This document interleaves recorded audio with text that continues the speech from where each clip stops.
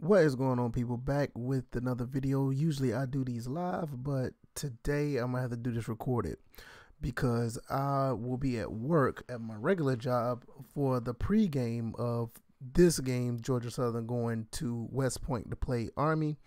So I'm doing the pregame now. So if you guys don't mind, hit the like button. Check out all the things in the description.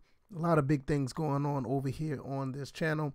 Also, if you don't mind, you can check out my Twitch channel where I do live streams, where I play games and I just chill out and talk, have a laid back time. So that'll be great.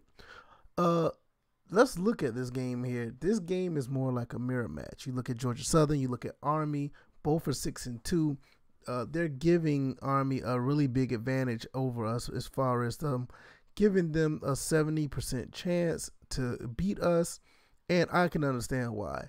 Army has established himself as a pretty good football team outside of, a few hiccups here and there. And Georgia Southern, as much as I love my team, we still have to prove ourselves against teams outside of the Sun Belt. Our non-conference games aren't the best, but I think we'll be able to hold our own in this game. We're going to look at a few things. Like I said, this team looks like they're really mirror images of each other. I mean, very matched up very well. They run pretty much the same offense, the triple option. They basically have the same type of athletes, a bunch of running backs. So you're going to see a lot of running. You may not see much passing. It would be nice to see passing because I've been a big advocate for it in the playbook. But we're probably looking at a situation where we're just going to see a lot of running, and that might play into our hands. Like if you see here, Showers does get the better of Anderson, and I'm not even sure if he's going to be starting. But even if that's the case, he only threw for 158 yards, 1 touchdown, 3 picks. So they don't throw the ball that much throughout, and this is through 8 games. We don't throw the ball that much as well. 63 or 107, 789, 5 touchdowns, 6 interceptions. It's very uncharacteristic of Showers to throw that many interceptions because at one point he didn't throw any for over a season, almost 2 seasons. But hey, here we are. J.D. King is out. He's not going to be playing. He's out with a torn ACL, so he won't be playing. But their leading rusher is Robinson with 43 carries for 347. Also, Malik Murray is our leading receiver with 195. Roberts is their leading receiver with 106. So you can see throughout this entire time, the leading rushers and the leading statistics of each of the skill positions are pretty low, because for the most part, Army runs a running back by committee. I think they have like almost 7, maybe 6 running backs that run the ball. So it's pretty interesting to see that. I think we have about 4 that runs the ball on our side. J.D. King is down. He was our leading rusher, so that's one person out of the equation. But we do have Wesley Kennedy. We have Logan Wright. We have Matt LaRoche. We also have Gerald Green. He's going to be running the ball as well. Now you look at the total stats right here per game. They're very, very close. Army does pretty much a better job of allowing points on defense. They only allow 15 points a game, and the points per game are pretty much identical. We get 27 a game, and they do about 30 a game. Now you look at the total yards. We do get more yards because we do pass the ball a little bit more. They average 53 a game. We average about 100. In the rushing, they got about 25, 28 more yards than us per game. 303 to 275. Now, this is the factor right here that I think that's going to make a difference. Even though they do run the ball more than us, look how much rushing yards we allow.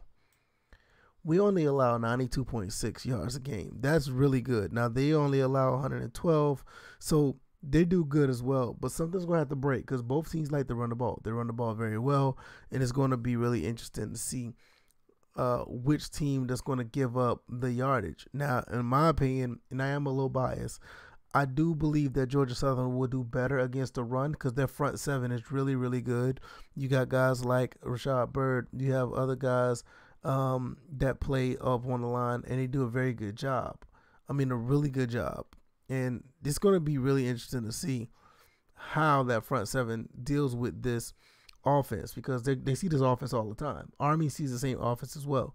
If you know if you don't know, Army's coach used to coach at Georgia Southern, and they basically run the same offense. So, and the coach at Army hired our coach at Georgia Southern to be a wide receivers coach, and he ended up being the head coach. So, like I said, it is so many intricate, things in this game that makes it seem like it's a straight mirror match, and it's going to be really interesting to see. You look at the last 5 games for Georgia Southern. We won the last 4 out of 5 with the loss to Coastal Carolina, which that one we could have won that game, but we didn't. So, we can't cry about it now. We have to play the next game. Now you look at Army.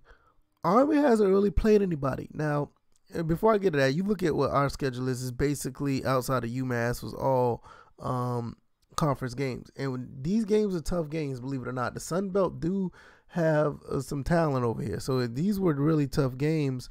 And I'm not saying the games weren't tough for Army because these guys probably stepped up and played, but they really didn't play anybody. They played Abilene Christian. They played the Citadel, won that 14-9. They played University of Texas, San Antonio, 28-16. They blew out Mercer. I mean, Mercer's mostly of a basketball school anyway. And they end up losing to Tulane, which is another coach from Georgia Southern that's over there, Willie Fritz. So it's really interesting to see how things are going to go against this team. At one point, I thought Army was going to really beat up on us. But now, the more I look at it, and after I saw the Tulane game, I'm more like, Georgia Southern may have a chance going up to Army and beat this team. I'm not saying that they will. I hope they do. But they got a chance. So it's going to be interesting to see how this plays out. I'm going to be really looking forward to this game. I'm going to be listening to it on the radio while I'm at work. And once my day is done at work, I'm definitely going to come back with a post game, and that will be live. So just come back to the channel later on today. Well, I'm recording this tonight, but it'll be later on today where I will be live talking about this game, win, lose, or draw. But I like our chances in this game based on who Army has played and how well we have been playing. I'm almost certain it's going to be a close game. But if it's close, I don't know what's going to happen because neither team can really throw the ball that well. So I don't know who's going to try to get downfield to score or whatever. But we just have to be disciplined and continue to try to stop the run like we've been doing. I mean, I think we're top 10 in the country in defense. We need to keep it that way. We need to show them why we're top 10. So hopefully that'll be the case. I'm not going to be here too much longer. I'm going to go ahead and wrap it up. Thanks everybody who has been supporting the channel. Thanks everybody who's been supporting the podcast. We do a podcast every Tuesday and Thursday here on the channel. And also, like I said, I do live streams on Twitch. And just come through, and when I go live, and we just chop it up and talk about these games while I'm playing the game. So hopefully you guys will check all that stuff out. And you guys take care. You guys be easy. You guys be safe. All right, guys. Peace.